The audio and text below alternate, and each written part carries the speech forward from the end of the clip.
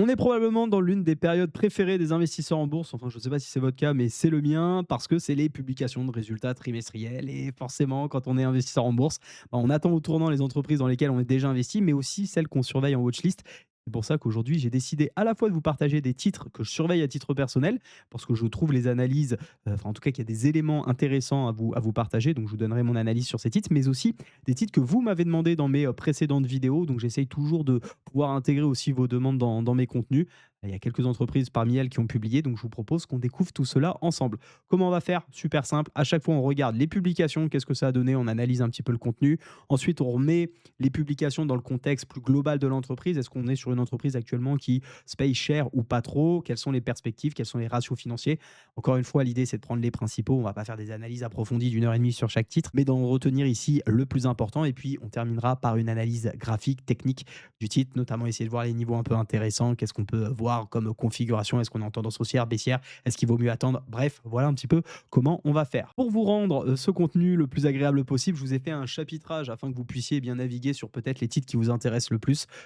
Probablement qu'il y a certaines entreprises qui vous intéressent moins, donc comme ça, n'hésitez pas à naviguer. Et puis si tout vous intéresse, bah, n'hésitez pas à regarder, c'est bon pour le watch time par ailleurs. Allez, on démarre avec la première entreprise que j'ai décidé de sélectionner. J'en ai largement parlé en 2025 sur ma chaîne YouTube à plusieurs reprises. Vous êtes nombreux à aimer ce titre, donc je pense que c'est intéressant de faire le point sur ASML. ASML qui a publié ses résultats du quatrième trimestre et notamment de l'année 2025. Et forcément, quand on parle d'intelligence artificielle, de semi-conducteurs, on ne peut pas ne pas parler d'ASML et ici donc on va passer en revue ses chiffres clés sur 2025, sa dynamique commerciale également et aussi important de voir un petit peu ce que le groupe, nous projette pour l'année qui arrive en 2026.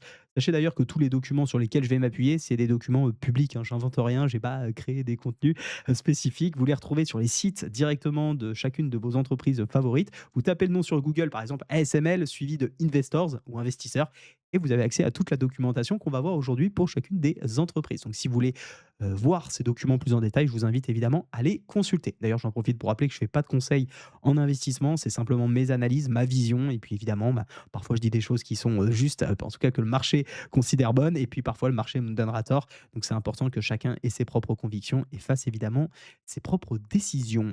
On y va donc pour ASML sur l'année 2025.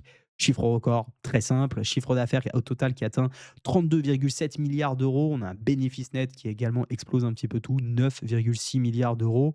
Du côté du bénéfice par action, c'est des chiffres vraiment très élevés, 24,73 euros. Et surtout, quand on regarde la marge brute, bah, celle-ci s'établit à 52,8%. Et vous allez voir que les perspectives sont encore plus importantes. Enfin, est-ce qu'on les atteindra? C'est la question qu'on peut se poser. Mais en tout cas, pour l'instant, c'est atteint 52,8% de marge brute, ce qui montre qu'on a ici évidemment une rentabilité toujours très élevée, malgré un environnement qui, il faut bien le dire, devient de plus en plus complexe.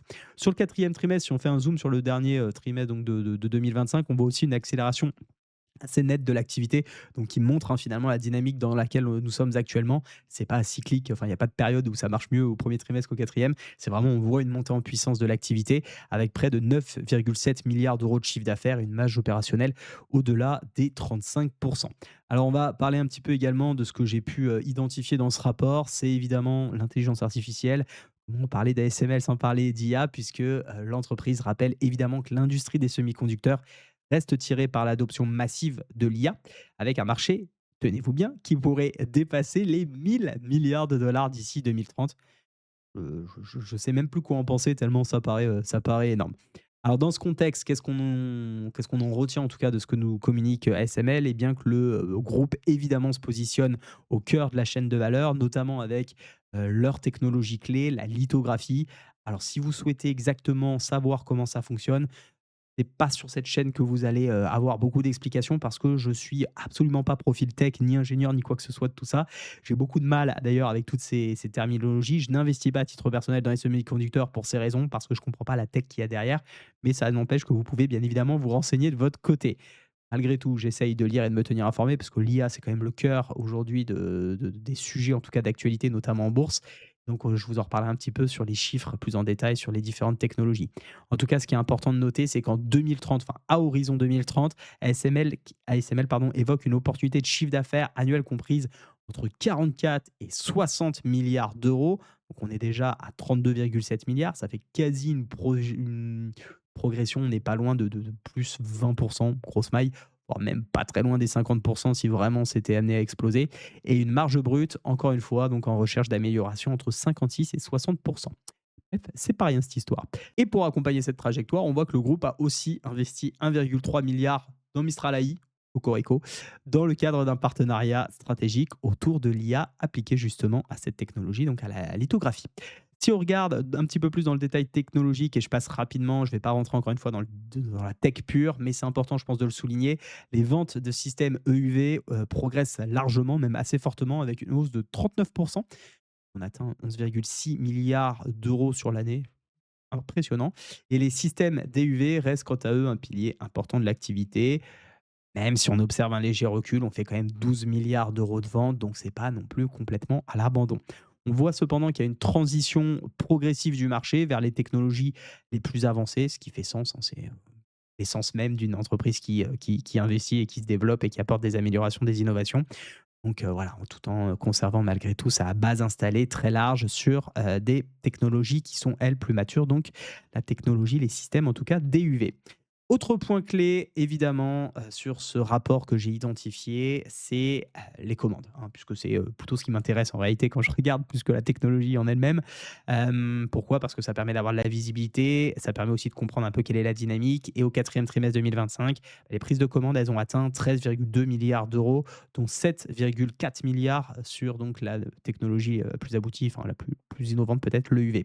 À la fin d'année, le carnet de commandes total s'élève à 38,8 milliards d'euros, ce qui donne donc une visibilité importante sur l'activité future. Et c'est ce que les investisseurs, en tout cas de manière générale, vont apprécier.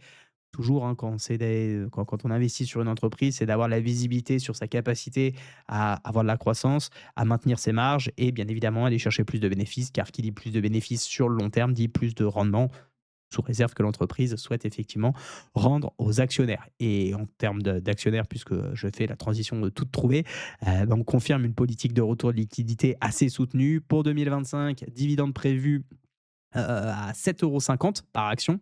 Et on a également, c'est important de le noter, un nouveau programme de rachat d'actions qui pourrait aller jusqu'à 12 milliards d'euros. Ça a été annoncé avec une exécution prévue qui serait d'ici fin 2028. Il faut savoir que sur 2025, ASML a déjà redistribué, dans le rapport nous le dit, 8,5 milliards d'euros à ses actionnaires via dividendes et rachats.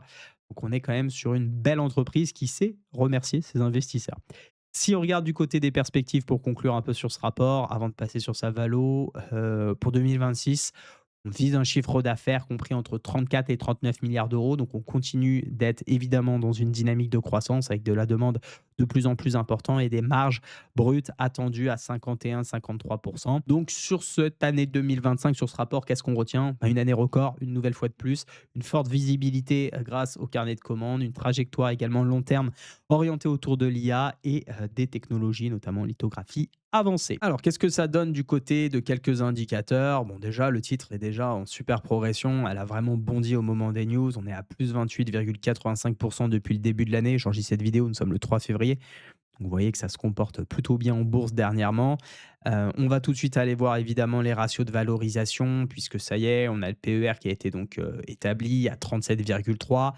Ce que j'ai envie de faire pour ces valeurs de croissance et ces choses qu'on fait avec les membres du Riquet Bourse Club, c'est qu'évidemment, c'est très compliqué pour une telle entreprise qui a de telles ambitions de s'appuyer uniquement sur le PER. C'est une data un peu pas faible, pas fausse, parce qu'en réalité, le calcul mathématique est juste. Il faut absolument prendre évidemment en compte la croissance des bénéfices, puisque n'importe enfin n'importe quel investisseur vous dira qu'il investit aujourd'hui sur ASML parce qu'il y a des perspectives évidemment de croissance et donc on est obligé d'intégrer la croissance des bénéfices. C'est pourquoi, à mon sens, il vaut mieux regarder du côté du PEG, en tout cas intégrer le PEG dans ses analyses. On voit effectivement que l'entreprise est un petit peu chère et qu'on la cote quand même assez cher par rapport aux projections des analystes qui estiment par rapport aux bénéfices attendus un PER à 41,6. Donc c'est une entreprise qui, pour moi, au-delà du fait que technologique, j'y comprends pas grand-chose, pour moi, elle est trop chère actuellement. Mais, parce qu'il faut bien pondérer quand même la chose, si elle est trop chère, c'est aussi parce qu'elle a des raisons d'être là. Regardez la trajectoire qu'on a. On vise 30% de marge nette sur 2026, presque 33 sur l'année 2027. Évidemment, on est dans une entreprise d'ultra croissance et on n'a pas grand-chose enfin, à critiquer, hein, si on prend vraiment la data brute, l'endettement net qui ne fait que baisser, en tout cas en termes de projection. En 2025, c'est un petit peu baissé. Qu'est-ce que c'est l'endettement net? Je le rappelle ici, c'est, la dette moins la trésorerie. Donc si on a, une dette, enfin un endettement net plus exactement qui est négatif, ça veut simplement dire qu'on a plus de trésorerie que de dette. Donc a priori, on craint pas grand-chose. Attention, ça ne veut pas dire que quand on a un endettement net positif, c'est grave. Ce qu'il faut regarder derrière, c'est juste d'autres ratios. C'est des choses qu'on fait notamment dans le Riquet Bourse Club parce qu'évidemment qu'il y a des entreprises qui sont obligées d'avoir une dette plus importante, ne serait-ce que pour, soutenir leur activité et pour assurer leur développement et surtout parce que la dette agit comme un levier, dans leur croissance. Du côté des ratios financiers, on le voit, super, pourcentage de marge EBITDA, quasiment, 40, enfin, en tout cas, c'est ce sur quoi on tend, désormais. La marge nette, on l'a dit, un petit peu plus de 30, et puis alors les scores de rentabilité, grosse maille pour ceux qui ont pas du tout l'habitude avec ça. Toujours pareil, ça va dépendre des secteurs, mais le ROA au-dessus de 7, on considère que c'est une très bonne entreprise. Enfin, en tout cas, les actifs de l'entreprise amènent beaucoup de rentabilité puisque c'est tout simplement le return on assets. Et le ROE, c'est comment l'entreprise arrive à faire travailler 1 € de capitaux propres. Donc, quand, entre guillemets, enfin, c'est pas entre guillemets, c'est quand elle a 1 € de capitaux propres, eh bien, elle a un retour sur 7 € de capitaux propres à hauteur de 50 actuellement, ce qui est absolument démentiel. Sur des secteurs peut-être un peu moins en croissance et sur quelque chose d'un peu plus normal, déjà au-dessus de 15, c'est généralement des belles perfs. Moi, je regarde à partir de 10. Je trouve que c'est des entreprises qui commencent effectivement à avoir des bons scores de rentabilité. Évidemment, on pourrait identifier d'autres indicateurs, mais si je commence à tous les faire, on n'est pas sorti et on verra pas d'autres graphiques et d'ailleurs d'autres actions. En parlant de graphiques, allons voir ce que ça donne d'un point de vue technique. Bon, bah, pas grande surprise, hein, on est sur des nouveaux plus hauts depuis le 1er janvier, ça cartonne et ça cartonne donc globalement depuis le post-Covid, très bien, mais même depuis son entrée en bourse. Mais on notera quand même qu'il y a pas mal de phases de correction qui peuvent effectivement nous permettre de trouver des meilleurs points d'entrée. À titre personnel, et encore une fois ici, simplement mon avis, évidemment, c'est en dehors de mes capacités d'investir ici, en dehors de ma stratégie surtout, mais en dehors de mes capacités, parce que j'estime que la prime de risque n'est pas du tout intéressante. Non pas que le titre ne va pas monter, j'en sais évidemment rien de si ça va monter, descendre, mais simplement parce que je ne saurais pas vraiment où m'invalider, parce que j'estime que l'entreprise a quand même des très bons chiffres, et jusqu'à où le marché pourrait décrocher, j'en sais rien. Et je préfère me dire que si c'est une bonne entreprise, bah, soit elle part et tant mieux pour ceux qui sont dedans, soit elle revient sur des niveaux qui sont plus acceptables et où j'ai un potentiel derrière haussier qui me laisse de la place pour aller chercher les profits. Peut-être qu'on ira à 2 000 € l'action, j'en sais rien, mais j'estime qu'il y a des titres plus intéressants en termes de valorisation, à date, en tout cas aujourd'hui, par rapport bien évidemment à ses fondamentaux. Ça reste une entreprise d'ultra qualité, il y a tout ce qu'il faut évidemment pour que ça réussisse, mais on le sait, les entreprises très chères, il suffit d'une petite poussière comme ça a été le cas par exemple en 2024 ou encore ici en 2021 pour voir le titre corriger. Si vraiment j'investis, non pas pour des niveaux de valorisation, si je me mets dans la peau peut-être de quelqu'un qui a plutôt envie de rechercher des niveaux intéressants, évidemment qu'on a le niveau des 1 000 €, prix psychologique plus ancien niveau de résistance qui peut être une bonne zone de rappui pour pourquoi pas renforcer pour ceux qui le souhaitent et qui estiment qu'il y a encore un potentiel énorme. Sinon, on avait déjà cette zone qu'on avait identifiée à l'époque sur cette cassure en septembre, qui avait permis d'ailleurs de relancer une dynamique haussière. On avait une phase de correction, petite phase de Weinstein pour ceux qui me suivent sur ce titre, notamment dans le Riquet Bourse Club. On suit beaucoup cette approche puisque c'est même une stratégie qu'on a. On aurait pu y rentrer. Alors moi, j'aime bien prendre les pullbacks, donc je ne serais pas rentré sur ce titre. Mais en tout cas, on avait une belle accélération ici et une belle direction depuis. Donc il y a également ce niveau des 700 si on a l'occasion d'y revenir et peut-être, pourquoi pas, les 500 qui nous permettraient probablement d'avoir un PER qui commencerait à être correct. Mais bon, ça voudrait dire que le titre doit corriger de 50. C'est pas complètement impossible. Ici, on avait eu un moins 50. J'ai pas fait le calcul avant, donc je découvre avec vous et ici, moins 50 aussi. Moi, comme quoi parfois, on voit bien les choses, mais ça serait même plus que 50 en réalité, hein. Si je prends depuis les plus hauts, ça serait moins 60. Donc voilà, pourquoi pas envisager plutôt dans des niveaux quand même plus bas et surtout à des niveaux de valorisation, plus complets. Maintenant, si on veut prendre les replis, libre à chacun encore une fois de le faire. Ayez, à mon sens, si vous le faites, des stop loss relativement courts parce qu'on pourrait très bien se retrouver dans des valeurs qui ont été surcotées par le passé et qui déclinent et on ne sait plus quoi faire une fois qu'on est entré en position. Je pense évidemment à des valeurs comme Oracle pour être un peu dans la thématique tech, IA, mais aussi des valeurs comme Novo Nordisk qui n'ont rien à voir avec ce secteur ou LVMH ou Kering.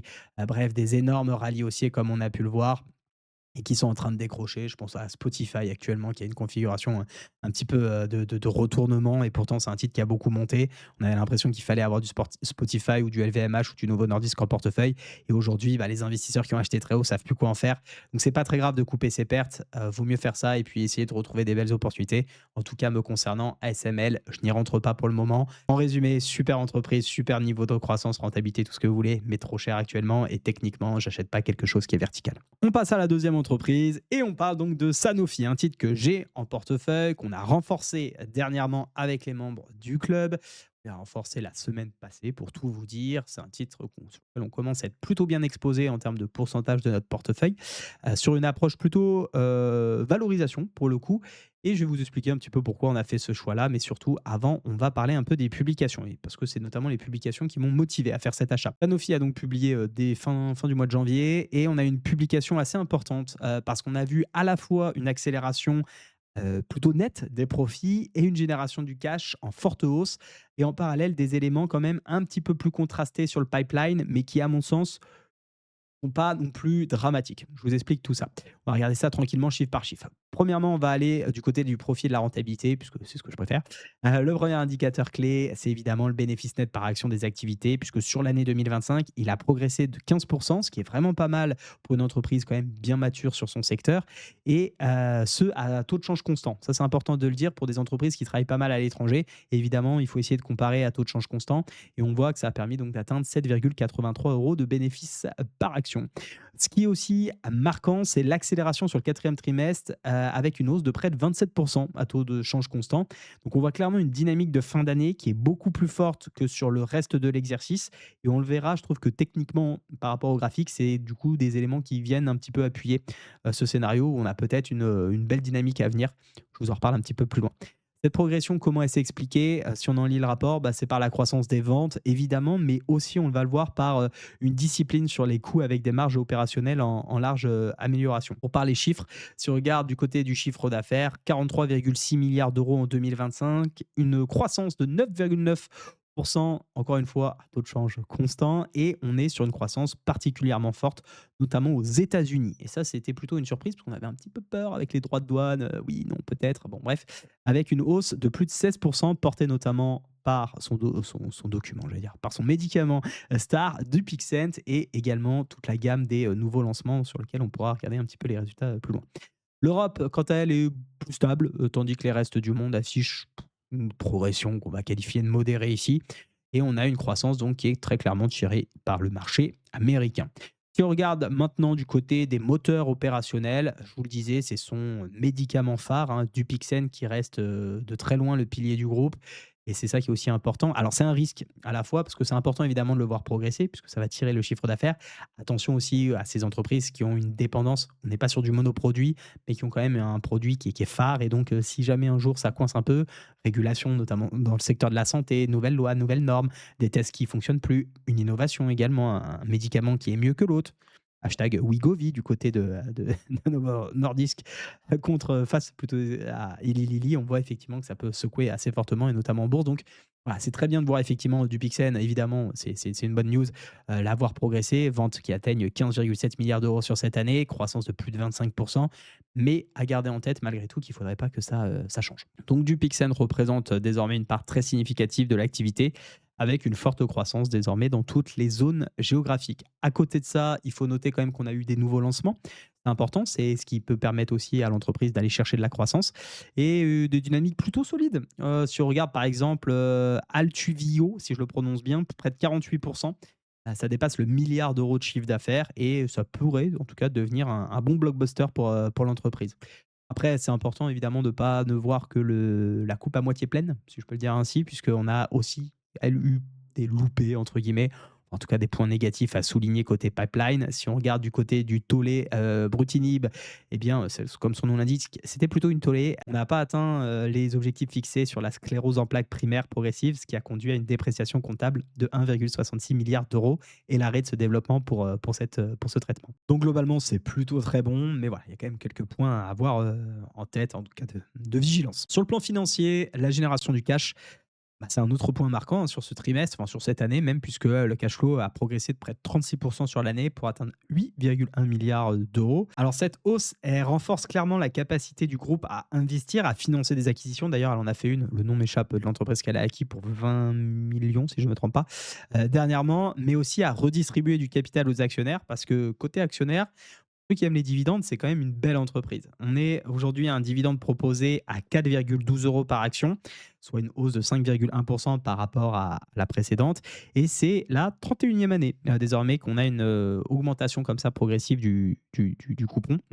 Donc c'est plutôt une bonne chose pour ceux qui sont en tout cas amateurs de dividendes, ce qui n'est pas mon cas, mais c'est à prendre de toute façon, c'est là.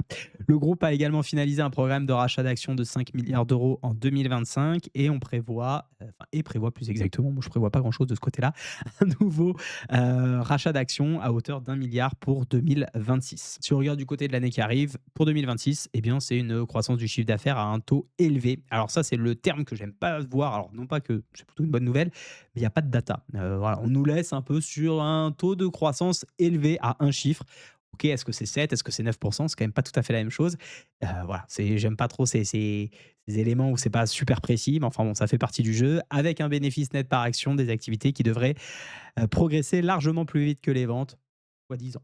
Donc on verra, c'est plutôt optimiste. On verra si les actes justifient les dires. On notera qu'il faut quand même intégrer un effet de change négatif qui sera estimé à peu près à environ 2 à 3% sur les ventes et sur le bénéfice par action. Donc voilà un petit peu pour les publications, en tout cas, enfin les éléments importants que je souhaitais vous partager parmi ce rapport. Si vous souhaitez aller plus loin, évidemment, n'hésitez pas à le regarder. Alors, du côté de Zone Bourse, maintenant, on a un titre qui n'a pas beaucoup bougé depuis le début de l'année. On va le voir techniquement, c'est hyper intéressant. On a fait une super entrée avec les membres, enfin, un super renfort, parce qu'on était légèrement perdant sur la position, mais je leur avais dit que si on avait des bonnes publications, on avait anticipé hein, la chose, on avait dit si on a des bonnes publications, si on a des éléments rassurants et qu'on arrive sur ce niveau technique, on renforcera bah, tous ces produits. Donc, on a racheté, je vous montre ça juste après. Au niveau des ratios de valorisation, on est effectivement sur des choses un petit peu plus entendables que ASML, voire même beaucoup plus. On n'est pas sur le même secteur, je vous l'accorde. Si on regarde un petit peu par rapport au PER par le passé, donc là vous avez l'évolution du PER, vous voyez qu'on est quand même sur les 4 dernières années, plutôt dans la fourchette basse. C'est pas un élément suffisant évidemment pour acheter, mais on se dit aussi qu'on n'est pas en train de surpayer a priori le titre. Et quand je vous parlais de prime de risque, voilà, ça peut être un peu plus intéressant de la payer quand elle est un peu moins chère par rapport à ses fondamentaux que quand elle est chère. Attention, évidemment, c'est un instant T. Si demain les fondamentaux se dégradent, on la paiera évidemment beaucoup trop cher par rapport à ce qu'elle sera. Mais ça, c'est l'aventure de la bourse. On peut évidemment pas jouer dessus. Alors, sur le PEG, je suis assez surpris de voir cette data puisqu'on a une prévision quand même. Je pense que c'est parce que c'est pas fait à taux de change constant. Mais on a une prévision avec un PEG qui est négatif ici, alors que la croissance des bénéfices est attendue de manière positive. Donc on verra un petit peu, sauf si j'ai raté un épisode sur ce point-là. Du coup, on peut pas vraiment le prendre en considération. Donc on peut vraiment se concentrer sur le PER et comme je vous le disais, le PER est, plutôt bon à mon sens, en tout cas sur des niveaux, corrects. On regarde d'autres indicateurs, on a même un EV/EBITDA qui est dans nos critères de sélection, nous c'est 8 au maximum. Vous voyez qu'en projection, en tout cas, on est aux alentours de cette zone, on n'est pas trop cher et si on a envie d'investir, je pense que ça peut être intéressant. Si je prends pas le PEG ici, c'est pas juste parce que je le trouve négatif et je choisis pas, c'est juste qu'un PEG négatif, en réalité, c'est un peu une data inexploitable. Ça a pas grand sens, de l'utiliser. Voilà, c'est juste pour ça, pour ceux qui ne sauraient pas, pourquoi je vous dis: «Je le mets de côté». Si on regarde du côté donc des prévisions des analystes, voilà, bon, les marges, elles vont pas exploser, le système est ficelé, hein, ça tourne. On est sur des marges sur lesquelles qui sont plutôt cohérente. On pourra jeter un coup d'œil par rapport aux concurrents si vous voulez. Belle croissance du côté du chiffre d'affaires. On voit que c'est attendu également en hausse pour les 2 années qui suivent. Même chose du côté du résultat net, du côté de l'endettement. Je vous le disais tout à l'heure, c'est pas parce qu'on a un endettement net que c'est grave. L'endettement, je ne vais pas rentrer dans les détails ici, mais on a regardé, oui, tout va très bien du côté de Sanofi, c'est de la très bonne dette. Ça permet évidemment de financer les acquisitions comme on l'a dit, mais aussi les rachats d'actions et puis, retourner un petit peu tout ça aux actionnaires. C'est des leviers finalement. Du côté des marges EBITDA, 30 21 et 18 sur la marge nette et vous voyez, on est sur, je vous disais 7 tout à l'heure, une rentabilité des actifs qui est globalement OK et ROE, c'est pas mal du tout, non plus. On a leverage par ailleurs qui est inférieur à 1. Je vais juste vous montrer, c'est toujours intéressant de comparer par rapport à quelques gros du secteur. On va faire la comparaison sectorielle. Vous allez voir par rapport à certains grosses machines, vous voyez qu'on est bien en dessous en termes de valo. Alors certes, elles font pas toutes la même chose, etc. Les grosses mailles, on est à peu près à 35 en PER, même si on pondère par capitalisation, si on compare avec, les concurrents, bah, on est à 32,05. Donc finalement, on est vraiment pas cher, de ce point de vue-là, à mon sens. Évidemment, si on n'est pas cher, c'est peut-être qu'on est moins bon, bah, pas tant que ça. Si on regarde, d'un point de vue de la comparaison, financière, vous voyez qu'en moyenne, sur le pourcentage de marge nette, on est à 12. Ici, on fait près de 14. Si on équipondère par capitalisation, plus on est haut en capitalisation, bon, plus, la marge enfin la marge nette augmente. Mais je trouve que c'est, complètement, enfin, c'est convenable en tout cas. Après sur la rentabilité, oui, ça c'est sûr qu'on a des entreprises qui sont beaucoup plus rentables. C'est pas une nouveauté sur Sanofi. C'est pas aussi tout à fait tous les mêmes produits, donc c'est important de l'avoir en tête. Le capitaux, puis on parle de rentabilité ici, surtout de capitaux propres, hein, donc c'est pas les mêmes constructions aussi de bilan. C'est important de l'avoir en tête. Nous, on est sur des chiffres qui, à mon sens en tout cas, avec ces éléments-là, me paraissent tout à fait, corrects. Voilà, en tout cas pour, quelques éléments, financiers supplémentaires. On passe sur le graphique pour ne pas changer nos habitudes et donc Sanofi, on a ici un joli retour sur le support. Vous le voyez, hein, en fait, on est dans un range, ce que je disais aux membres. Donc on est sur un range et c'est le niveau qu'on voulait, acheter. Nous, on avait commencé à en acheter, vers les 80, c'était un petit peu plus loin, mais c'était par ici quand même. Dans ces niveaux-là, là, autour de 86-87, on a un PRU désormais à 82 puisqu'on a réussi à payer sur la zone de support. C'était le plan, on n'a pas fait grand-chose. En plus, au moment de la publication de la news, on a eu, une correction sur le titre, donc ce qui nous a permis de plutôt bien rentrer. J'espère qu'il arrivera la même chose pour une société que je vais vous présenter un petit peu plus loin parce que je suis rentré sur une énorme baisse. On verra ce qu'il en est. Moi, je reste assez convaincu sur le titre. Bref, je vous reparle de ce titre-là un petit peu plus loin. Toujours est-il que sur ce beau niveau technique, bah, on est sur un range précédé par une impulsion haussière. Enfin, le range, il est même beaucoup plus grand, hein, parce qu'on est même sur un niveau intermédiaire du range. J'estime encore une fois que c'est pas évidemment le titre sur lequel on va faire des millions, mais qu'on peut aller, bah, se positionner actuellement. Je compte pas la détenir des années, mais plutôt juste essayer d'avoir ce rattrapage, parce que je pense qu'elle peut mieux se valoriser. Je pense qu'on peut aller rechercher la borne haute. On voit qu'on fait pas mal le ping-pong et donc essayer de la payer bas pour aller la vendre en haut avec, en plus on l'a vu, un fondamental, en tout cas une dynamique actuelle, bah, qui est complètement OK. Moi, j'y vois pas d'inconvénient sur ce range qui date quand même depuis le Covid. On est sur un bad range. La prime de risque, je pense elle est clairement bonne. Donc voilà, pas grand chose à dire en termes d'analyse technique, hein. On est dans un range, il n'y a pas de grosse dynamique. On va pas s'amuser à regarder les moyennes mobiles. Les volumes, ils sont globalement OK. Enfin, il y a rien de particulier. Après, si vous voulez faire des analyses pour faire des analyses, amusez-vous. Mais moi, ça me suffit de faire la photographie de ce point de vue-là. Juste avant de passer à la troisième action, je voulais vous parler de la masterclass que j'ai créée. C'est un contenu de 20 minutes qui vous permet de découvrir les 4 piliers que j'utilise, notamment avec des outils comme Zone Bourse ou Investing. J'alterne un petit peu entre les deux parce qu'il y a des outils que j'aime bien sur les deux plateformes qui me permettent finalement d'identifier les meilleures entreprises. Il faut savoir qu'il n'y a pas besoin d'avoir Zone Bourse ni Investing pour faire ce travail. Vous pouvez le faire vraiment sur n'importe quel site avec de la data gratuite. C'est simplement que c'est des outils que j'apprécie et donc je les utilise. Mais cette masterclass, ça va vous permettre, eh bien, de faciliter votre recherche pour capter, à mon sens en tout cas, les entreprises de belle qualité. Donc, c'est pas toujours les entreprises qui vont faire des fois 1000 évidemment, parce qu'on ne sait pas de quoi demain est fait, mais en tout cas, vous allez vous assurer d'avoir des entreprises qui font de la croissance, des belles rentabilités, qui sont pas trop chères en termes de valorisation et également qui ont une belle santé financière. Donc, je vous dis un petit peu quoi regarder. Vous avez tout ça en l'espace de 20 minutes qui vous est résumé. N'hésitez pas, je vous ai mis le lien dans la description. Troisième entreprise, on part du côté de l'Allemagne et notamment du côté de SAP qui a aussi publié ses résultats et on va le voir, ça a plutôt corrigé assez fortement sur le titre. C'est un titre qui m'a d'ailleurs été demandé par plusieurs personnes, dans les vidéos YouTube, donc c'est surtout pour ça que je le mets en avant plus que par intérêt personnel, même si j'aime bien le titre. Je vais vous expliquer pourquoi. Et surtout, il y a un point commun finalement, que ça soit sur SAP ou sur d'autres boîtes de logiciels dont je vous ferai un petit bilan juste après avoir parcouru comment dire? Ce document, ces résultats. Parce qu'en fait, ce qui est intéressant ici, c'est pas juste de savoir est-ce que c'est bon, c'est, de savoir que pourquoi quand on a des très bons résultats, parce qu'on va le voir, les résultats sont loin d'être mauvais, bah, ils peuvent quand même être mal accueillis par le marché. On va regarder ça calmement. Premier point clé qui ressort de chez SAP et d'ailleurs c'est hyper intéressant parce que c'est beaucoup plus large finalement que simplement SAP, c'est toutes les boîtes de logiciels. C'est cette fameuse transformation du, modèle économique puisqu'on passe, finalement d'un modèle licence il y a encore 10-15 ans, enfin il y a encore des entreprises, bon d'ailleurs c'est le cas d'SAP, qui sont sur des modèles licence, c'est-à-dire qu'on installe en dur, c'est pas hébergé sur le cloud, à justement un modèle où on est en train, eh bien, d'utiliser des, solutions en SaaS, Software as a Service, qui permet d'accéder directement à ces outils en ligne comme, bah, vous l'avez sur TradingView aujourd'hui, hein, c'est une solution SaaS en réalité. Vous n'êtes pas obligé de l'installer sur votre PC, vous pouvez directement vous connecter depuis un navigateur et évidemment ça nécessite d'héberger les datas, sur le cloud et de plus en plus d'entreprises d'entreprises sont en train de passer là-dessus et d'ailleurs, il y a très peu d'entreprises aujourd'hui qui vendent enfin en tout cas des entreprises qui se lancent, qui vendent des licences. Ça permet aux investisseurs d'avoir plus de visibilité évidemment sur les revenus, mais à l'entreprise également, puisqu'avant tout, c'est pour l'entreprise qu'elle le fait.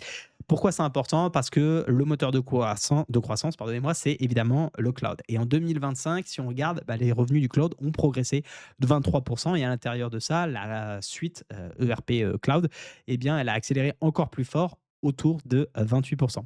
C'est important parce que si on regarde du côté des licences traditionnelles, on voit qu'il y a un recul de 9%. Et je pense qu'ici, c'est plutôt une cannibalisation qui se fait, c'est-à-dire qu'évidemment, on abandonne du chiffre d'affaires, et c'est là où c'est le sujet aussi, c'est est-ce qu'on abandonne le chiffre d'affaires pour le transférer ailleurs ou finalement on fait vraiment de la croissance grâce au cloud? C'est la question qu'on peut se poser, mais c'est un petit peu logique de voir ce système des licences et maintenance qui va, au fur et à mesure du temps, s'éclipser, je pense. Enfin, c'est mon avis en tout cas pour des solutions 100% cloud et peut-être même d'autres innovations plus tard.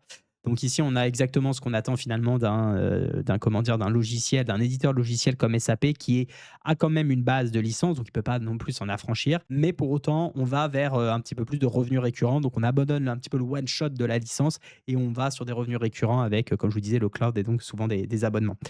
L'indicateur le plus important ici, c'est pas le chiffre d'affaires à mon sens, ça reste mon avis et ma façon de lire, c'est vraiment le backlog avec le cloud qui atteint donc 21,1 milliards d'euros. Donc c'est quand même une hausse, à taux de change constant de 25, ce qui donne une très bonne visibilité sur les revenus à venir et c'est plutôt quand même rassurant pour à la fois l'entreprise et nous en tant qu'investisseurs.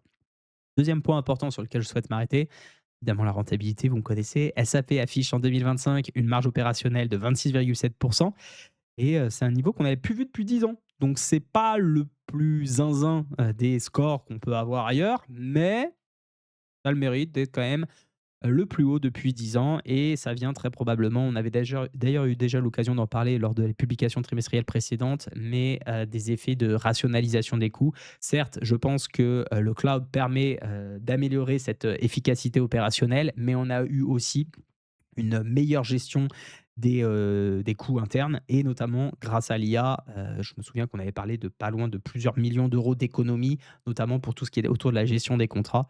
Donc c'est quand même important de souligner et bien évidemment, ce qui s'applique aujourd'hui à SAP va s'appliquer dans plein d'autres boîtes et c'est pourquoi les entreprises les plus rentables aujourd'hui vont d'autant plus profiter de l'IA à mon sens. Pourquoi je ne suis pas, 100 à investir sur l'IA, j'investis sur les boîtes de qualité parce que je reste convaincu que l'IA va profiter de toute façon à tout le monde à un moment ou à un autre. Si on regarde du côté du cash flow, on est à 8,2 milliards d'euros, soit quasiment un doublement sur un an. Donc ça, c'est quand même plutôt une bonne nouvelle et c'est, clairement sur ça que communique SAP et en tout cas essaye de se défendre un petit peu dans cette tourmente qu'il a en bourse puisque, malgré tout, on a atteint les objectifs qui étaient annoncés. Alors, d'où vient le problème? Bah, finalement, c'est assez simple. Si le titre, il perd autant, à peu près un tiers de sa valeur par rapport au plus haut, bah, c'est tout simplement que, on est selon en tout cas l'article qu'on a de Zone Bourse ici, sur un retour à la moyenne des valorisations. Après, il faut bien le dire, des niveaux de valorisation, vous allez le voir, on va le regarder juste après, complètement délirants qu'on a pu avoir il y a 2 3 ans. Et donc, même si finalement, bah, aujourd'hui, on est sur une belle dynamique commerciale, on a des beaux chiffres, une rentabilité qui est correcte, bah, finalement, avec des multiples aussi tendus, on a effectivement un retour un peu plus à la moyenne. Et puis, évidemment, et c'est là où je voulais en venir à la fin de ce rapport, c'est qu'on arrive quand même ici sur un autre sujet de toile de fond, intelligence artificielle pour changer, parce que, évidemment que l'IA, c'est un outil d'efficacité interne, c'est un outil d'optimisation des processus clients. Mais on a quand même des investisseurs à long terme qui sont en train de demander si ça va pas rebattre les cartes pardon, pour les éditeurs historiques comme par exemple SAP. Et on a les mêmes problématiques chez d'autres éditeurs. J'ai eu ce souci-là où j'ai dû me séparer d'une ligne de mon portefeuille l'année dernière que j'avais commenté sur YouTube, Dassault Systèmes que j'ai gardé pendant 3 ans et que j'ai fini par vendre à perte. Et j'ai bien fait parce que techniquement parlant, c'était plus soutenable. On avait cassé un énorme support. Je vous invite à aller voir le graphique si ça vous intéresse. Bref, j'ai vendu au moment où on a eu une énorme bougie rouge et depuis, je crois qu'on a encore dégringolé de 30 ou 40% supplémentaires. Donc, je ne suis pas du tout en désaccord avec mon choix. Loin de là, j'ai même plutôt envie de dire que c'était une bonne idée. Mais malgré tout, je pense qu'il y a une obsession du marché à penser que l'IA va forcément tout changer. Et on a la même chose un petit peu sur Adobe, qui est sur un sujet complètement différent évidemment de SAP. Mais Adobe, ça reste, pour moi des outils qui, sont ultra performants et je pense qu'effectivement avec ces solutions cloud, avec ces solutions où on n'est plus obligé aujourd'hui de vendre des nouvelles versions, mais pouvoir apporter des innovations technologiques, forcément ces leaders, soit ils réussissent à faire le travail par eux-mêmes, soit ils ont tellement de trésorerie qu'ils vont pouvoir racheter aussi des boîtes et donc intégrer ces offres-là. Donc je pense que oui, la problématique, ça a été les niveaux de valorisation complètement lunaires sur tout le secteur qu'on a pu voir, Dassault Systèmes y compris. Adobe, en premier et SAP, on va le voir aussi. Mais malgré tout, je pense qu'on est presque en train d'avoir l'effet inverse maintenant. On est en train de sanctionner pour tout et pour rien et je pense que finalement les entreprises, peut-être sont sur un cycle pas terrible pour elles, mais finiront par repartir. C'est mon avis, c'est mon pari que je fais. J'ai pas acheté de SAP, j'ai pas racheté Dassault Systèmes et j'ai pas encore, même si ça me tente bien, d'acheter du Adobe. Enfin, je pourrais vous en parler dans une autre vidéo si ça vous tente. Enfin voilà, un petit peu sur quoi je voulais, conclure. Alors maintenant si on regarde, sur Zone Bourse, c'est toujours intéressant de faire ce travail-là. Déjà on va tout de suite aller sur les ratios de valorisation puisque je vous en parlais. Regardez, hein, on a eu quand même des choses, absolument lunaires. Si je vous prends le PER estimé, c'est-à-dire, à chaque fois par rapport à où on était, chaque jour par rapport aux bénéfices nets attendus, vous voyez qu'on est monté sur des niveaux, complètement, stratosphériques, 90, 80, 90, presque 100, bref et forcément, bah, la moindre petite, épine dans le pied, le moindre grain de sable, eh bien, fait effondrer le château de cartes et donc on arrive effectivement sur des valorisations désormais, comme le disait à très juste titre l'article de Zone Bourse, sur des niveaux de valorisation beaucoup plus cohérents désormais. Si on prend la moyenne du PER historique, on voit que c'est revenu effectivement grosse maille aujourd'hui, puisqu'on est aux alentours PER de 33, on est plus ou moins dans la moyenne. Bon, c'est un peu faussé avec cette année 2024. Moi, ce qui m'embête un peu du côté de la valorisation, c'est quand je regarde le PEG, il est encore un petit peu haut, et quand je regarde du côté de l'EV/EBITDA, c'est également assez cher.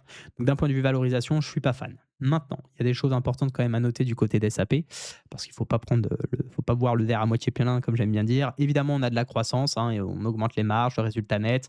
On l'a vu au niveau de la trésorerie dans le rapport, on a doublé le cash flow, donc on a une trésorerie qui est plutôt très bonne actuellement, avec un endettement net qui ne fait que diminuer, donc enfin même une trésorerie ultra positive par rapport aux dettes. Et ce qui est intéressant de ce point de vue-là, parce que ça, je trouve que c'est pas beaucoup dit, du côté d'SAP, si on creuse un peu la data et qu'on utilise son cerveau et qu'on compare un peu, finalement, on n'est pas si mal en termes de marge parce que oui, on avait des petites marges à hauteur de, vous voyez, par le passé, 5, 10, 9. Bon, c'était pas terrible en termes de marge nette.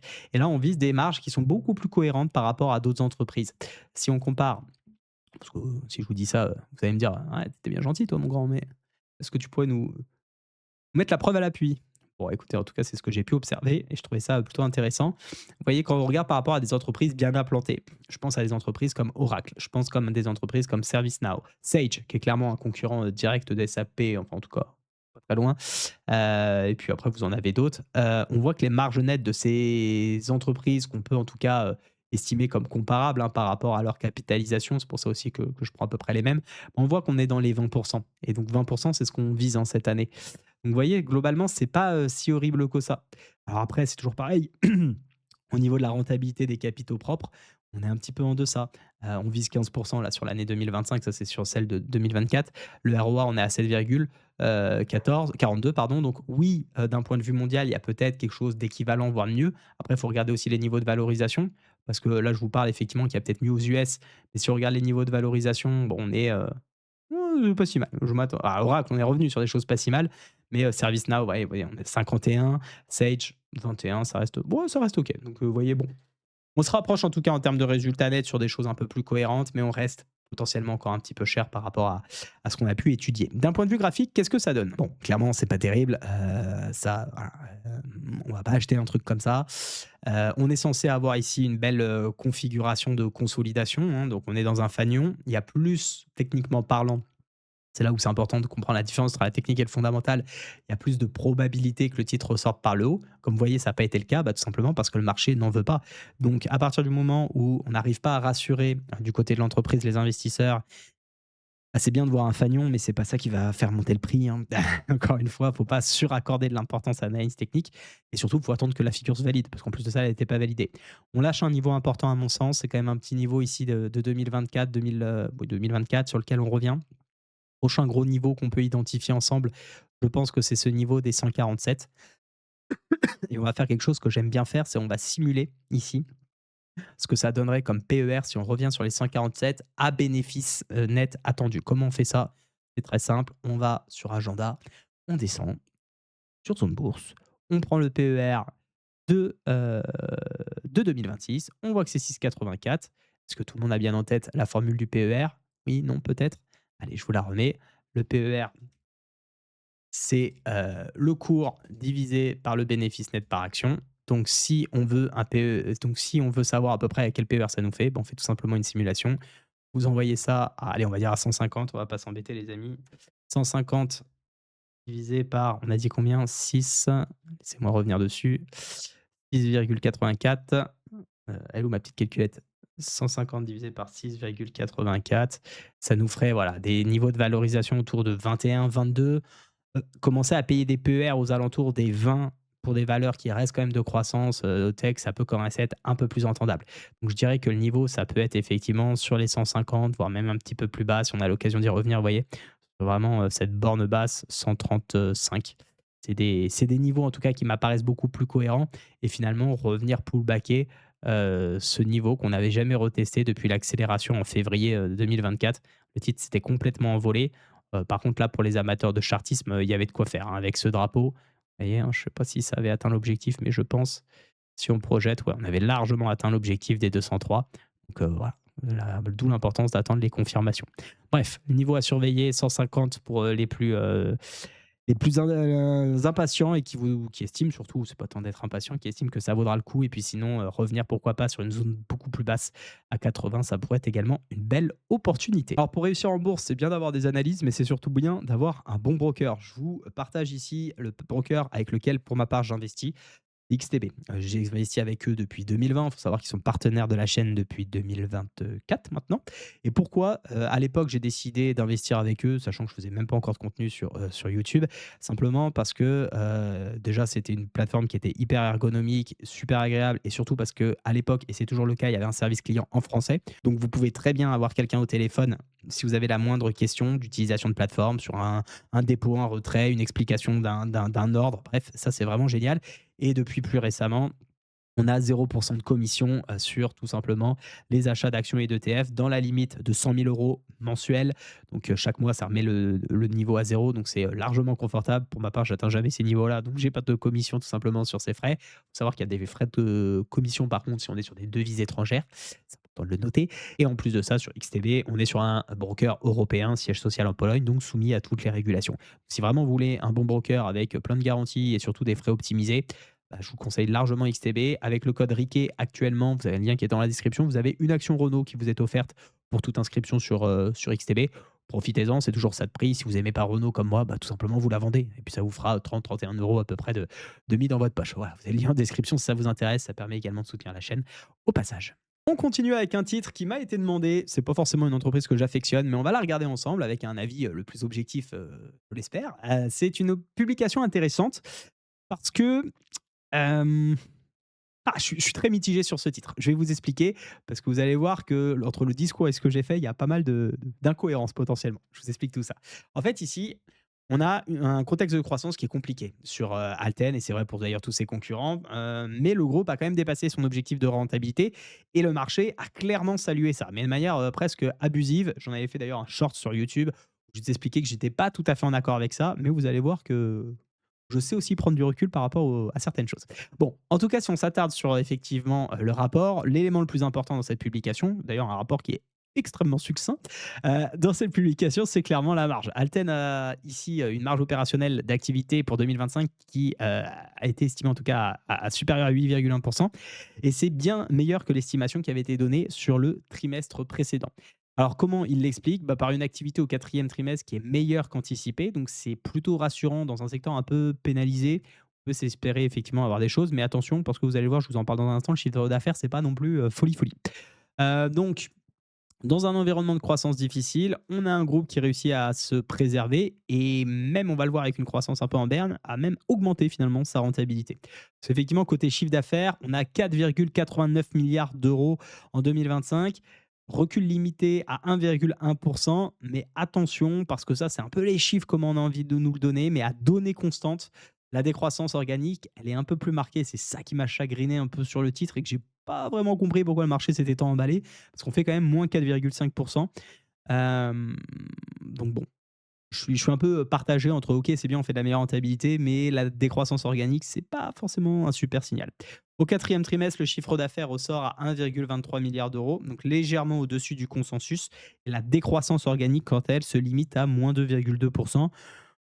Le marché, comment il l'a traduit? Enfin, en tout cas, c'est ce que je me dis parce que, quand je lis le rapport, je vois pas trop pourquoi on s'exciterait, mais c'est que finalement, on voit une sorte de stabilisation progressive de l'activité. Bon, ça, c'est ce que le marché a priori a envie de dire, hein. Du côté de la croissance externe, elle a quand même joué son rôle puisqu'on a un effet de périmètre positif à plus 4,3% qui a permis d'ailleurs de compenser une partie du recul, organique. Donc, bon, peut-être des bonnes acquisitions. Ça, je peux entendre qu'effectivement, ça soit apprécié. Si on regarde maintenant par secteur, la problématique, c'est l'automobile, mais ça, je pense que j'apprends rien à personne. On a une baisse d'activité de 16% sur l'année. On a vu d'autres entreprises complètement se faire détruire en bourse, pas forcément sur le même secteur, mais je pense à ST Microelectronics. Bon, là, que je pense que c'est pas du tout une bonne entreprise, comme elle est complètement dépendante du secteur automobile, c'est une catastrophe. Enfin, même si je crois que ça a été plutôt OK du côté des publications. Regardez la tronche du titre, ça fait un moment que ça décroche vraiment pas mal. Et on a ici les télécoms et le secteur public qui ont également pesé un petit peu sur la croissance. Maintenant, s'il faut trouver des points positifs, essayons de mettre un peu d'optimisme dans tout ça. Et bien à l'inverse, on a plusieurs secteurs qui montrent des signaux plutôt encourageants. On notera notamment la défense, la sécurité, le naval, l'énergie qui reste plutôt en progression sensible, dirons-nous.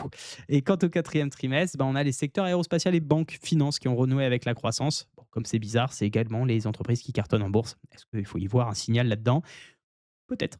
Peut-être un signal positif pour l'exercice 2026. Si on se projette pour 2026, on voit qu'Alten indique que l'activité semble se stabiliser progressivement, donc c'est plutôt une bonne chose, avec une amélioration séquentielle dans la plupart des secteurs. On a également un premier semestre qui permettra, selon elle, de confirmer cette inflexion de tendance et de préciser les perspectives pour l'année en cours. Donc si on résume, ma vision, c'est qu'on a un recul du chiffre d'affaires, donc ça, c'est pas forcément optimal, mais on a une meilleure rentabilité, donc on limite un petit peu la casse. Je vous cache pas que j'ai pas compris la réaction du marché, on va aller la voir tout de suite, enfin juste après, notre vue sur, zone de bourse. Mais voilà, je pense que c'est important, quand même de le souligner. Alors effectivement, qu'est-ce que ça donne Alten, d'un point de vue, on prend un peu de hauteur et on reste pas uniquement sur les derniers chiffres. Un point de vue valorisation, c'est pseudo OK. En fait, je trouve que une entreprise qui fait pas beaucoup de croissance et qui a un PER un petit peu limite, on va dire, au juste prix, offre pas un super potentiel. Là, je vous parle vraiment fondamentalement parlant, parce que vous allez voir que je vais détruire tout ce que je suis en train de dire juste après. Enfin, plus ou moins. 14,6 en PER, donc estimé pour 2025. On la paierait effectivement si on retrouve cette croissance un peu moins chère sur, les bénéfices attendus. Sur le PEG de 2026, on est par contre sur, effectivement, une projection qui est correcte. Donc en termes de valo, on n'est pas sur une entreprise trop chère, mais voilà, moi je suis pas ultra confiant. Alors peut-être que j'ai un biais, je l'accorde. D'un point de vue PER historique, il y a pas grand-chose à dire là-dessus, donc je ne m'éternise pas. Si on regarde un petit peu les mêmes datas qu'on a fait pour les autres entreprises, donc la croissance, on l'a vu un petit peu en berne, on espère retrouver cette croissance à partir de 2026. Ça sera le verdict et c'est là où vous allez voir que je joue carte. Je vous explique ça sur les graphiques, parce que pour moi, on ne peut qu'être positivement surpris. C'est pourquoi j'ai décidé de prendre plus un trade qu'un investissement. Je vous en reparle juste après. L'endettement net est quant à lui plutôt très bon. On voit que celui-ci s'améliore avec le temps, donc c'est une bonne chose. Parce que plus c'est négatif, meilleur c'est, plus il y a de trésorerie. Mais voilà, les marges, c'est faiblard. Pareil, on va se faire un petit comparatif. Je vais comparer par rapport aux entreprises un petit peu du même, qu'est-ce que j'ai fait? J'ai pas du tout cliqué où il fallait les amis, je m'en excuse. Hop là, comparaison sectorielle. En fait, on va se contenter de l'Europe si ça vous va pour essayer d'être sur des entreprises un petit peu similaires comme Sopra, comme Capgemini, j'ai même envie de dire pour être carrément chauvin et rester en France. Oui, le PER, c'est pas énorme par rapport aux autres boîtes. Enfin, on est sur des choses, on va dire, qui s'entendent. La problématique, moi, c'est les comparaisons financières. Quand on voit que la marge nette, elle est à 4,5 alors que le secteur est à peu près 3 fois plus haut et même chose du côté, finalement du RE où on est beaucoup plus haut en termes de rentabilité de capitaux propres, ça me chagrine un peu. Je sais pas pourquoi on n'a pas les datas. Alors pardonnez-moi, j'ai fait monde, excusez-moi, on va essayer de se remettre sur l'Europe, mais c'est globalement la même chose. Vous voyez que pondéré par capitalisation, on est à 14 et si on regarde le RE, on est également sur des niveaux beaucoup plus élevés. Si on compare par rapport à Capgemini, par exemple, c'est quand même mieux du côté Cap. Si on compare par rapport à Sopra, c'est également mieux Sopra et c'est un peu moins cher Sopra. Voilà, donc je dis pas que c'est mauvais, mauvais, mauvais, mais c'est pas non plus exceptionnel et c'est pas le type d'entreprise avec, ces marges-là que j'ai envie d'avoir, surtout sur un secteur ultra concurrentiel, soumis à beaucoup d'enjeux de secteur finalement et c'est assez difficile à suivre. Donc je suis pas un grand fan de ce type d'approche. Maintenant, quand je vous ai dit que j'allais vous déconstruire tout ce que je suis en train de dire, c'est parce que je me suis quand même positionné sur le titre. Oui, oui, messieurs, dames, je me suis positionné sur le titre. Je vais exactement vous expliquer pourquoi, parce que je me suis même positionné ce jour, au moment où j'enregistre cette vidéo, avec un pari, qui est le suivant. Je suis absolument pas convaincu par la hausse, mais vous savez, ma mère m'a toujours donné un très bon conseil, mais pas en bourse, un conseil depuis que je suis tout petit. Chaque fois que je lui disais: «Je pense», qui est le cas sur Alten, parce que je pense ici que c'est surévalué, elle me disait: «Mon très cher fils, ne pense pas, tu n'es pas équipé pour». Et franchement, ce conseil, bien qu'aussi, rigolo qu'il puisse être et peut-être vrai par ailleurs, eh bien, ça m'a toujours énormément servi en bourse parce que en bourse, plus on pense, plus on réfléchit, plus on met voilà, de biais, plus c'est compliqué. Et j'ai une approche qui est, celle qu'on utilise avec les membres, qui est, l'approche de Weinstein. Alors je vous l'accorde, pour les puristes de l'accord de la stratégie de Weinstein, on n'est pas sur quelque chose de totalement parfait. Même si, il faut quand même le dire, on a notre petite phase 1 d'accumulation. Ce qu'il nous faudrait, je vous l'accorde, une MM30 haussière. Nous ne l'avons pas. On a par contre les volumes. En tout cas, ils ne sont pas plus faibles, ils sont plutôt présents sur la cassure. Et puis, si on regarde en daily, oui, moi, c'est vrai qu'habituellement, je le fais vraiment en weekly, mais c'est pour essayer de me justifier un peu mon ordre d'achat. Je suis rentré à 76,9, je crois, tout à l'heure. Eh bien, on a effectivement un pullback sur la zone et donc j'ai décidé de rentrer. Bon, quand on voit ça, évidemment, on n'a pas trop envie de rentrer. Maintenant, je reste automatique.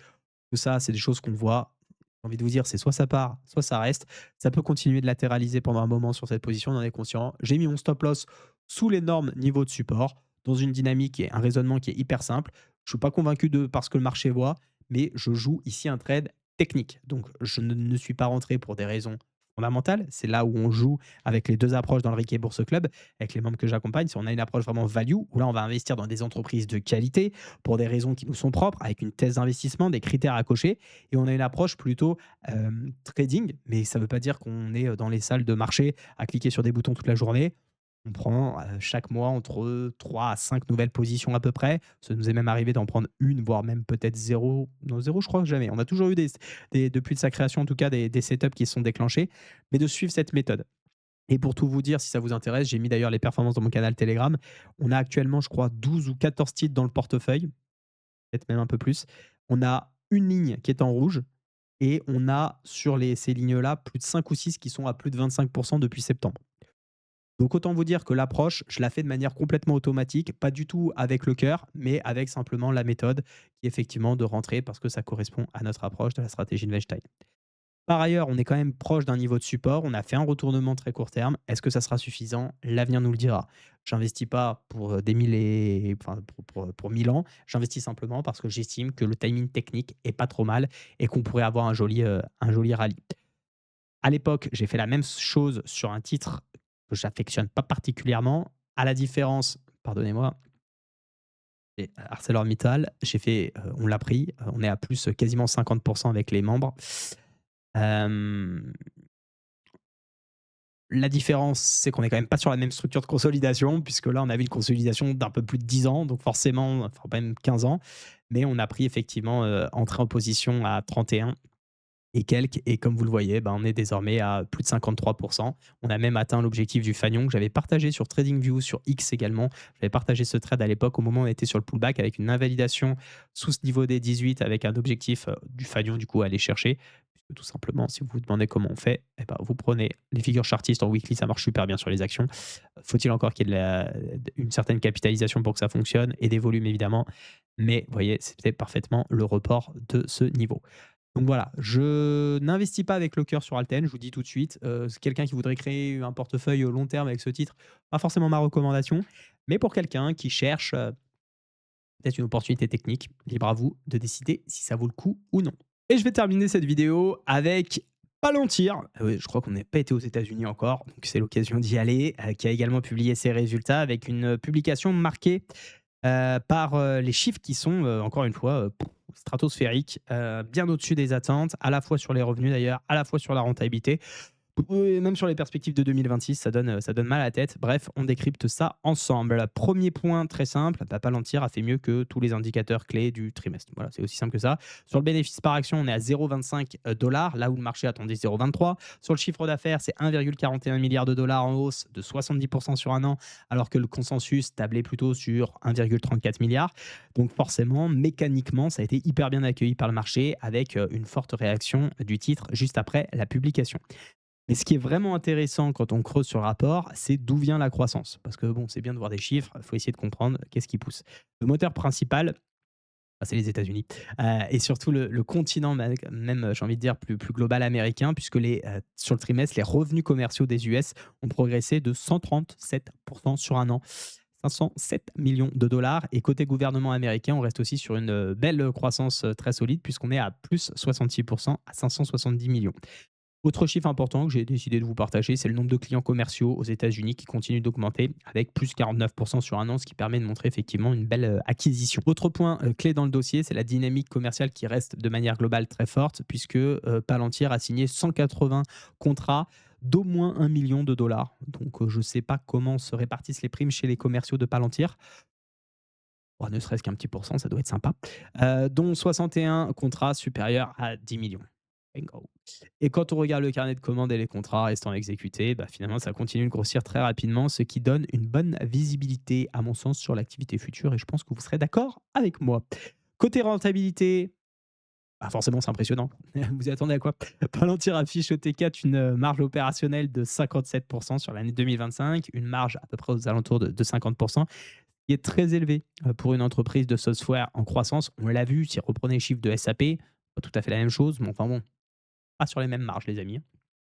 Sur le cash, même constat, et cash flow ajusté qui atteint 2,27 milliards de dollars avec une marge de plus de 50%. Et au bilan, on a désormais 7,2 milliards de dollars en trésorerie et ce, bah, sans dette. Donc on a de l'argent, on a de l'argent.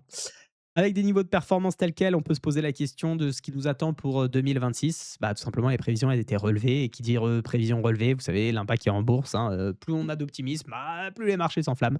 On va aller voir ça sur le graphique, mais on vise désormais un chiffre d'affaires annuel compris entre 7,18 milliards de dollars et 7,2 milliards, là où le marché était beaucoup, beaucoup plus bas.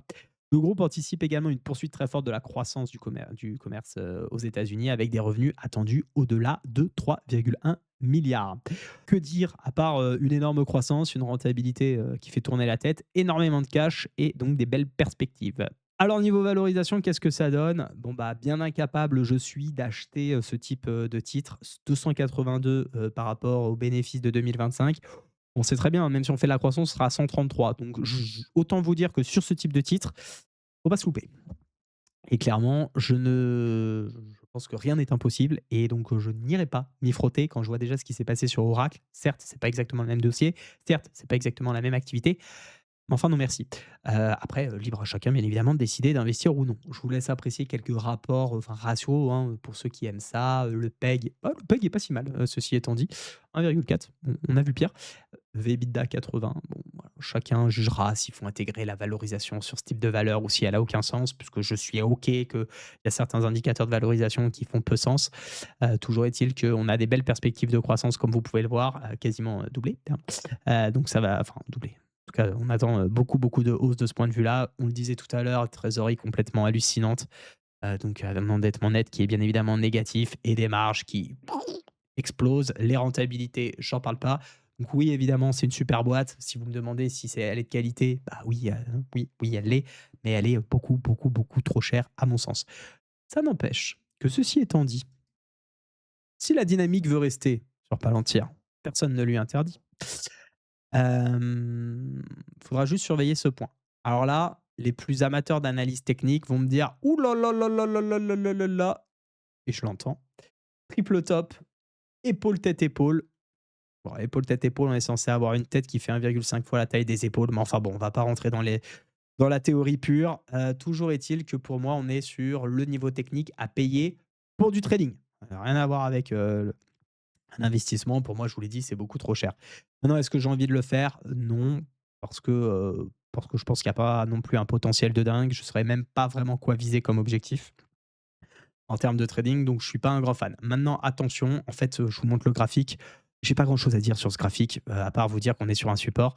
La seule chose que je peux vous dire, c'est qu'attention si on lâche ce niveau-là.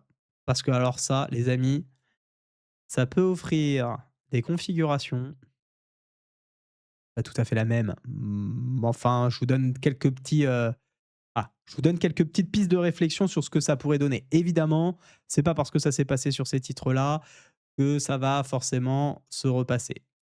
Mais mon petit doigt et ma petite expérience me disent que quand on lâche des gros niveaux, alors c'est pas tout à fait la même configuration pour celui-ci, mais enfin bon, pas très grave. Faites attention. Le double top ici, donc on n'est pas sur une épaule tête épaule, mais on est sur un double top. On va prendre des graphiques. Attendez, je cherche, je prends juste un petit graphique comme ça pour vous montrer. Hein, l'épaule tête épaule ici, celui qui s'est dit allez c'est bon, c'est juste un excès, ça va revenir. Bah, je vous le souhaite, hein, je vous souhaite que ça revienne évidemment, parce qu'on est quand même bien loin. Bref, je vais pas vous en faire tout comment dire, l'inventaire que j'ai, mais voilà, juste belle entreprise. Moi, j'irai pas à titre personnel. Je vais pas faire de l'analyse technique là-dessus. Alors oui, on pourrait se dire, alors il y a ce niveau-là qui peut être intéressant, il y a celui-ci, c'est vrai. Bon, voilà, vous les avez. C'est très cher, c'est trop haut. Je trouve pas qu'il y a un bon timing actuellement. Il faudra voir évidemment pourquoi ça corrige, si ça corrige. Et voilà, c'est un peu mon avis. Comme ça, au moins, j'induis personne en erreur, à mon sens. Et puis, si vous voulez y aller, bah, allez-y, mais gérez votre risque. Merci en tout cas pour tous ceux qui ont regardé cette vidéo jusqu'au bout. J'espère que ça vous a aidé. Merci à tous ceux qui like, à tous ceux qui s'abonnent. N'hésitez pas évidemment à me dire en commentaire les actions que vous souhaiteriez que j'analyse peut-être de ce type, celles qui auront le plus de voix et de votes. Bien, je les analyserai, donc n'hésitez pas à me le dire en commentaire. Et puis si ça vous dit, n'oubliez pas aussi de vous prendre la masterclass qui vous est offerte, 20 minutes pour apprendre à identifier les bonnes actions et ça vous permettra probablement de mieux comprendre cette vidéo si je vous ai parlé un petit peu chinois à quelques moments. Merci à vous pour votre confiance et votre fidélité. Je vous laisse avec 3 actions qui m'intéressent énormément.